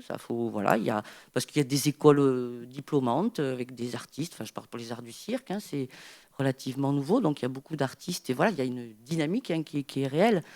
Donc, mais je crois que il y a de plus en plus important, je crois, d'être artiste, élu, programmateur, institution, revoir aussi notre rapport, non plus forcément dans je suis la compagnie potentiellement programmable et le programmateur qui va nous programmer, mais d'être aussi qu'on soit peut-être perçu comme structure ressources pour l'un et les respectivement, quoi. Voilà, on a des entrées différentes sur cette question de la culture, forcément, mais on est ressources l'un pour l'autre. Et imaginer ensemble une collaboration beaucoup plus fine et avancée, et aussi sortir de nos schémas de relations, peut-être un petit peu plus. Moi, je détiens le robinet qui va faire que ton projet pourra vivre ou pas. Voilà, peut-être reparler ce fond-là. Voilà. Merci. Brigitte, merci. Réaction, là, je vois. Ah oui, alors merci ce que beaucoup. tu dis, Chloé, Roger. Moi, je dis merci beaucoup. Alors, dans l'ordre, Brigitte. Alors pourquoi ? Parce qu'on n'arrive pas de n'importe où non plus. On est élu, bien sûr, mais on a aussi tout un bagage. Et moi, je vous dis merci parce que sur les territoires où j'ai travaillé durant le confinement, où on s'est épuisé, on avait des gens qui avaient faim, vous avez été présents, vous, les artistes. Vous avez été vraiment présents. On a changé. Moi, je sais que, par exemple, tant pis, je sors de l'Acadie, Greta. Je sais qu'au Rocher, il y a eu des paniers repas qui ont été préparés. On a eu cette solidarité et par le biais aussi de tout un mouvement d'artistes qui ont changé aussi la nature de leur activité pour pouvoir apporter et jouer le rôle de médiation, puisqu'on est dans la médiation et d'interface. Et c'est ça. Moi, j'apprends beaucoup de ce que je peux vivre dans ma pratique professionnelle. Et c'est vrai que ensuite, ce qui se passe à l'Acadie et ces dispositifs qui sont là sont vraiment intéressants. Donc, on se nourrit de nos pratiques professionnelles, de ce que l'on peut vivre en tant qu'élu, de l'expertise des personnes qui sont à nos côtés. Et je trouve que c'est passionnant. Et merci parce qu'il nous faut ces discours qui sont porteurs. Et nous faut garder notre optimisme. Chloé, d'abord.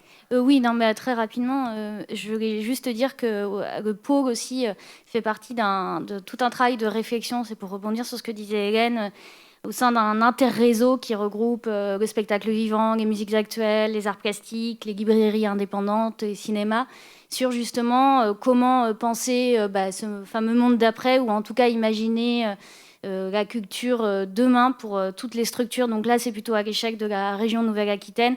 Et il y a tout un travail sur la transition écologique, justement, sur la RSO, la responsabilité sociétale des organisations, la qualité de vie au travail, comment on se structure à l'échelle d'un territoire. Voilà, c'était aussi pour dire qu'il y avait tout ce travail qui se mène depuis le confinement, et également avec l'agence A de la région. Voilà, il y a toute une réflexion sur l'impact de la crise, les bonnes pratiques et comment on inscrit la culture dans la transition écologique.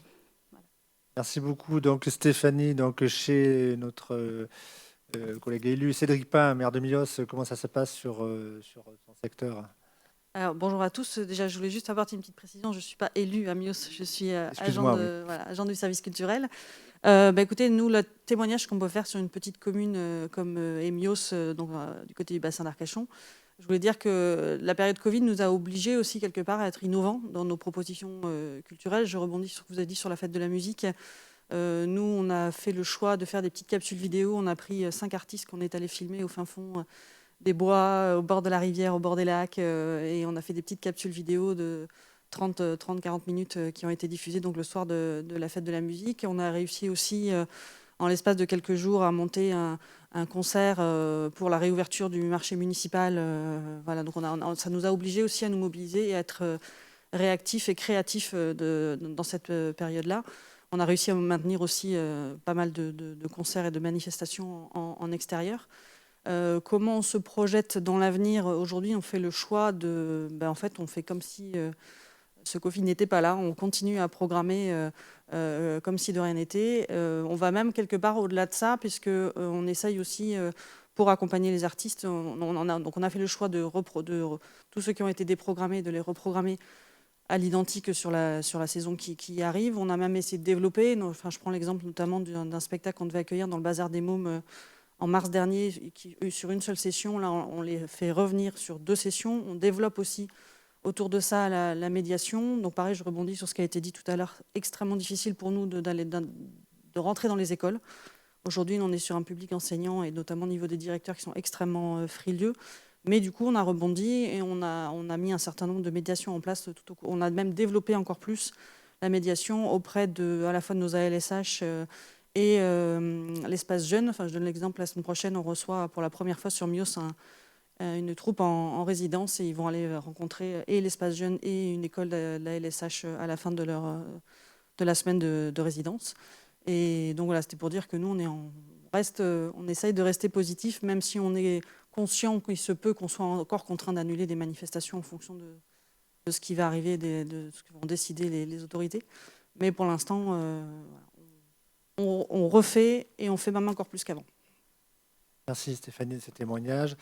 Le temps passe, donc on est un peu garant du temps.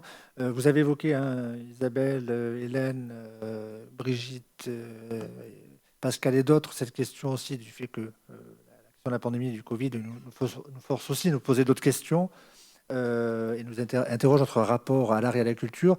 C'est peut-être l'occasion, avec notre régie formidable, de passer la dernière capsule, puisqu'il y avait une rencontre au Carré Colonne en juillet, aussi sur la question des lieux de la création, et on a souvenir de propos qui renvoyaient en fait à cette question de quel est notre rapport en fait à la société. Je pense que c'est intéressant, ça fait en écho à ce que vous avez évoqué.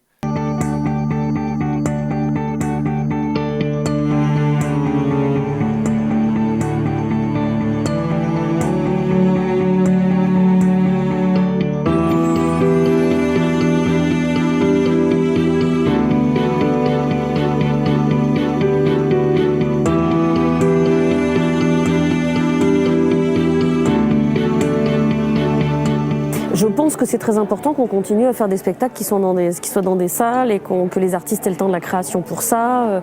Ça me paraît essentiel et c'est pas du tout antinomique avec les projets de territoire. C'est un vaste projet commun, enfin, pour moi, où on est tous impliqués, et comme ma mamie d'en bas de chez moi, comme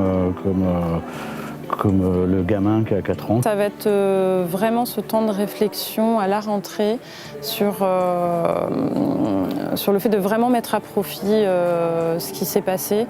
On a beaucoup parlé de monde d'avant, monde d'après. Je ne peux plus et je ne veux plus repartir comme avant. Il y a quelque chose d'essayer de moins agir par rapport à des espèces d'injonctions qui sont très liées en effet au monde du produit, du capital, etc. Enfin, tout le monde le dit, là, c'est le temps, par exemple. Il faudrait plus de temps. Donc, il faut déplier à l'envers. Qu'est-ce que ça veut dire pour chacun des métiers? Avoir plus de temps. On n'arrivera pas à prendre le temps s'il n'y a que nous qui prenons le temps. C'est toute une société qui doit prendre le temps. Et pas qu'une société, là, aujourd'hui, c'est le monde. Enfin... Qu'est-ce que ça veut dire arrêter de courir, prendre le temps de réfléchir et la question que je posais tout à l'heure, pourquoi on n'arrive pas à le faire alors qu'on sait que c'est ça dont on a besoin? Je me dis que du coup, si on a vraiment un vrai mouvement collectif, il ne faut pas le rater. Et j'ai envie d'en faire partie. Oui, voilà, donc c'était intéressant donc, qu'on puisse partager avec vous ça. Et d'ailleurs, alors Olivier, merci, parce qu'Olivier était en régie, mais il participe aussi de façon active, hein, et tu évoquais très justement les rencontres qu'a amorcé il y a quelques semaines, quelques jours, Paula, autour de Thérèse Mercier, qui dirige Paula, mais avec l'ensemble des acteurs, autour de cette question de qu'est-ce qui refait culture. Alors, c'est en lien beaucoup avec les débats de la culture à Bordeaux, à l'occasion notamment du changement de municipalité, mais la question est bien plus large en réalité sur qu'est-ce qui fait sens aujourd'hui dans notre société, rapport à la culture, et la Covid a sans doute contribué, pour le coup, à mettre en exergue ces questions fondamentales-là qui ont été évoquées justement par Caroline Melon ou par Nadège Poisson également. Et ce groupe-là, c'est force vive, hein, puisqu'il est toujours en ligne. Il y a la possibilité pour tous les acteurs qui souhaitent d'ailleurs d'y contribuer, de participer à des groupes de travail qui ont été définis hier soir, je crois. Hein, voilà. Est-ce que quelqu'un veut réagir, Hélène? Je voulais juste réagir pour ajouter que Rue 89 aussi a lancé un appel à contribution de propositions pour faire évoluer les choses sur la culture, et qu'il y a déjà des témoignages qui sont vraiment intéressants. Tout à fait. Donc, le temps d'après, la transformation sociétale, cette question du monde avant, du monde d'après, est-ce que la culture pourra contribuer à changer quelque chose? Ce sont des questions. Je voulais simplement rajouter une chose, c'est qu'il va falloir être quand même très vigilant par rapport à nos reports. On reporte. Et certes, on va passer à côté de certains nombres de créations que l'on ne pourra pas programmer parce qu'on va reporter déjà beaucoup de choses. Donc il va falloir être justement très prudent par rapport à nos reports et laisser la place aussi à ces nouvelles créations qu'on n'a pas pu voir. Mais il va falloir faire confiance aux équipes artistiques aussi par rapport à cette programmation qui risque de faire défaut aussi par rapport à tous nos reports. Tu as raison, Dominique, de le souligner, effectivement. Ouais. Isabelle? Où je te rejoins, c'est qu'il va falloir faire confiance, mais il faut aussi que les artistes nous fassent confiance quand nous sommes élus. J'ai eu le cas, moi, très récemment, semaine dernière, où nous nous sommes retrouvés contraints d'annuler une présentation dans la bibliothèque médiathèque, et où les artistes ont refusé d'être filmés pour que l'on puisse le faire en visio.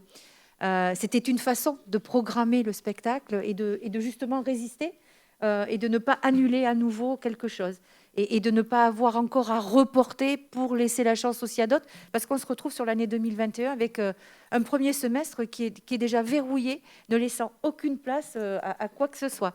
Donc c'est aussi comme ça, il faut que les artistes travaillent aussi avec nous sur cette confiance qu'on doit s'accorder les uns et les autres, y compris en entendant que d'être filmé, c'est aussi une façon de respecter le travail qui a été produit et de le partager.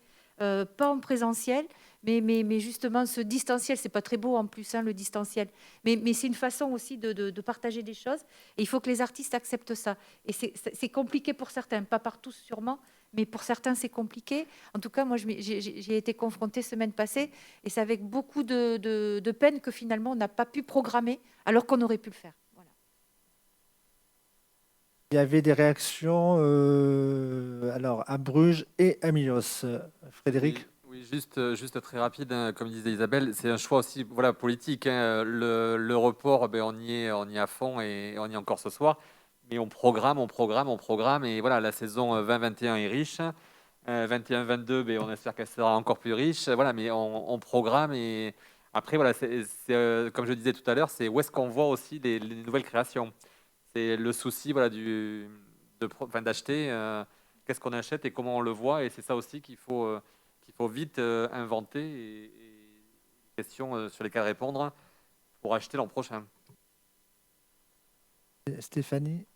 Oui, je voulais juste aussi apporter le témoignage de petites collectivités comme nous, sur lesquelles on n'a pas de salle de spectacle équipée. On reçoit nos spectacles dans une salle des fêtes complètement vide, et donc on essaye effectivement, nous, d'accueillir les spectacles dans les meilleures conditions, et on fait des efforts pour ça. Par contre, on est complètement tributaire de partenaires aussi, et nous, en ce qui nous concerne, c'est le CLAS, la coopérative des Landes, qui nous fournit tout le matériel à chaque fois. On sait que c'est un partenaire qui est aujourd'hui en difficulté, parce que beaucoup de manifestations ont été annulées pour lui. Et donc, voilà, je voulais témoigner sur le fait que si ce partenaire-là n'arrive pas à sortir son épingle du jeu, il mettra aussi en difficulté un grand nombre de collectivités de ce territoire qui comptent sur cette coopération. Voilà, si jamais le CLAS ne pouvait plus fonctionner, on serait en grande difficulté, nous aussi, pour accueillir les groupes dans de bonnes conditions. Voilà. Tu as raison de citer l'exemple de la classe coopérative, hein, locale des artisans du spectacle, qui est à cheval quand même sur le département de la Gironde et des Landes. Mais c'est vrai que c'est attaché au territoire du PNR essentiellement. Et pas que géographiquement, bien sûr, bien sûr. Et c'est un opérateur important, hein, le travail de Frédéric. On ne pourrait rien faire sans eux aujourd'hui. Hein. Ah ben non, c'est sûr. Ouais. Et toutes ces structures-là qui sont très dépendantes, bien sûr, de prestations, hein, comme les artistes, les techniciens, cruellement également, parce que c'est pas sur le prêt de matériel, hein, on est bien placé pour savoir qu'on fait du bénéfice. Hein, donc, même s'il y a des locations pas chères parfois, c'est vraiment sur le temps humain de travail. Donc, c'est un véritable enjeu. Alors, on est attentif d'ailleurs à ça, mais je pense que le département et la région sont des partenaires de la classe, et que le dialogue est permanent, quoi. Tu me permets, mais effectivement, avec la classe comme avec d'autres, c'est aussi sûrement l'occasion de réfléchir à d'autres modes de coopération. De la mise à disposition de matériel, ça pourrait être fini, mais le matériel, c'est pas que des enceintes et des projets, c'est peut-être justement de la visio, de la technicité à apporter aux collectivités qui n'ont pas ça en ressources dans leur personnel. Voilà, comment on peut être accompagné différemment. C'est peut-être une autre facette de leur métier à imaginer aussi, et pourquoi pas après collectivité de les accompagner. Pascal Lejeune. Juste un petit mot sur la création. Nous sommes en création aujourd'hui, qui était prévue pour automne 21, qu'on a décalé à mars 22, parce que c'est évident qu'on a du mal à avoir des certitudes sur les engagements et les soutiens. Mais est-ce qu'il nous faut absolument intégrer les restrictions d'aujourd'hui ? Alors notamment sur des propositions sur l'espace public. Donc là, voilà, on se questionne. Est-ce qu'on a envie de dire non? On part du principe qu'on va retrouver une liberté, en tout cas, de proximité avec les publics et entre nous, pour voilà, ne pas se mettre trop de carcans, même si on dit que la contrainte facilite la création. Enfin, ça a des limites. On est aussi programmateur, et c'est vrai qu'on devait avoir un spectacle qui se joue justement, qui jouait sur la proximité avec le public, un petit palque où les artistes allaient vraiment faire des câlins au public. Et là, il me dit, mais je dis, mais là, c'est pas possible. Enfin, c'est pas possible là d'adapter, parce qu'on va dénaturer le projet. Donc il y a cette limite là. Et donc là, je sais pas. Enfin voilà, le contexte particulier dans lequel vous étiez, mais il y a aussi une limite à repenser effectivement le spectacle, et de ne pas non plus dénaturer complètement le propos, parce qu'on ne peut pas tout faire. Et par rapport au manque de visibilité, voilà, on n'a pas eu Avignon, Aurillac, Châlons, Sotteville, tout ça cette année. C'est vrai que du coup, c'est un manque de visibilité. Mais en même temps, est-ce que ce n'est pas l'occasion aussi d'engager un petit peu une réflexion sur, alors je vais le faire court pour ne pas choquer, mais il y a quand même une grosse attractivité économique et touristique sur un territoire, sur la précarité, attention, entre guillemets, des artistes qui vont effectivement dépenser des sommes folles et investir des sommes pas possibles et s'endetter pour aller en espérant décrocher le Graal, quoi.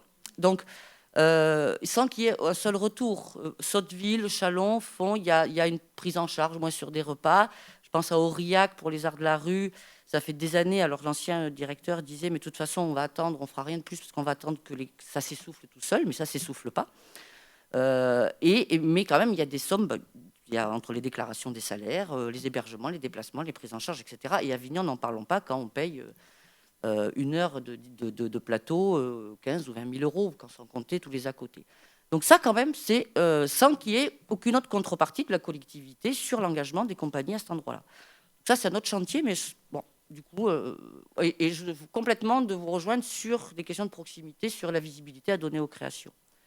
Voilà, comme tu disais tout à l'heure. C'est un bel enjeu que de recréer d'autres liens entre les territoires, les artistes, dans un autre rapport que le seul rapport du spectacle, effectivement. Parce qu'être toujours en mouvement, être sur la création, ça, je crois qu'il faudrait vraiment qu'on nous coupe les pattes pour qu'on ne soit pas toujours dans ces dynamiques-là. Donc, on intègre toutes ces composantes, mais voilà, il y a du fond à repenser aussi. Géraldine Dedieu et Sadia. Alors après, il faudra qu'on soit vite réactif aux derniers échanges, puisque le temps a passé. Nous sommes au bout de l'heure et demie que nous étions donnée. Il ne faut pas qu'on dérape de trop, mais on peut encore échanger quelques minutes. Donc, je passe la parole à Géraldine. Oui, du coup, je vais faire rapidement. C'est juste pour dire que c'est vrai que et tout ce monde d'après, cette évolution et cette façon de travailler, on va le retrouver surtout sur l'année 2021-2022 parce qu'effectivement, on s'est tous dit à la rentrée, ça ira mieux, on fera comme on faisait avant, et on voit que c'est pas le cas et qu'il va falloir aller plus loin. Donc je pense qu'on va tous travailler ensemble, que ce soit les compagnies, les programmateurs, mais aussi les habitants, les publics, pour voir aussi, parce qu'il faut leur redonner confiance, envie, parce qu'il ne faudra pas se priver effectivement dans le contenu des spectacles, mais il faudra s'adapter et donner confiance au public en disant mais on va vous accueillir quand même dans des conditions sanitaires de sécurité, mais ce n'est pas pour autant qu'on va s'empêcher d'aller dans la rue, d'aller au plus près de vous, parce qu'on a vu, après le déconfinement, c'est ce qu'on a proposé à Bruges, des spectacles, mais voilà, on avait le droit d'être à 10, donc on l'a fait au bout d'une impasse, on l'a fait au pied des immeubles, et on voit que c'est tellement formidable, les gens avaient tellement envie de ça, donc on doit retravailler différemment, et tu demandais, Philippe, comment ça allait se passer en 2021, mais j'ai l'impression que ça va surtout se voir sur la saison d'après. Et voilà, il faudra qu'on prenne en considération toutes ces questions. Effectivement, comme le disait Dominique, on ne va pas reporter, parce qu'on reporte le problème en fait sur d'autres compagnies. Donc ça, on en a conscience tous. Au fur et à mesure aussi, chacun, que ce soit artiste ou programmateur ou élu, on apprend au fur et à mesure de cette crise, et on va essayer de trouver les meilleures solutions pour l'avenir, pour pénaliser personne et quand même faire. Donc, je pense qu'aujourd'hui, ce qui est important, c'est de se dire, on va trouver des solutions, on va trouver des plans B. Maintenant, on sait qu'on sait faire les plans B, plan C, plan D, voilà, on a l'habitude, mais on va les avoir en tête maintenant dès le premier. Merci beaucoup, Géraldine, d'être aussi motivée, ça nous fait du bien. Sadia. Je vais essayer de garder la même énergie alors. Donc, du coup, moi, je garde mon regard optimiste et je pense que le monde d'après, moi, je suis comme Hélène, je ne sais pas ce que ça veut dire parce que j'estime qu'on construit aujourd'hui ce qui va se dérouler pour nos plus jeunes, nos anciens. Enfin, voilà, c'est aujourd'hui que ça se passe et c'est aujourd'hui qu'il faut qu'on résiste et c'est aujourd'hui qu'on doit continuer à accompagner différemment, avec des regards différents. Et la question de la création, il me semble qu'on peut aussi continuer de creuser cette question de amateur-pro aussi.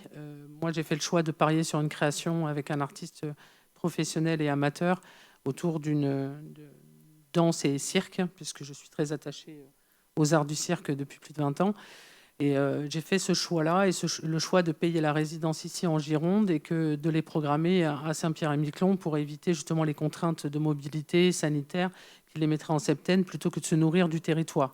Donc, mais une nourriture différente à travers la commande de création, puisqu'on parle aussi de commande, mais aussi de s'alimenter avec ce qu'on peut avoir de plus riche sur notre territoire. Donc je pense que vraiment il faut qu'on se positionne, quoi. Enfin, à un moment donné.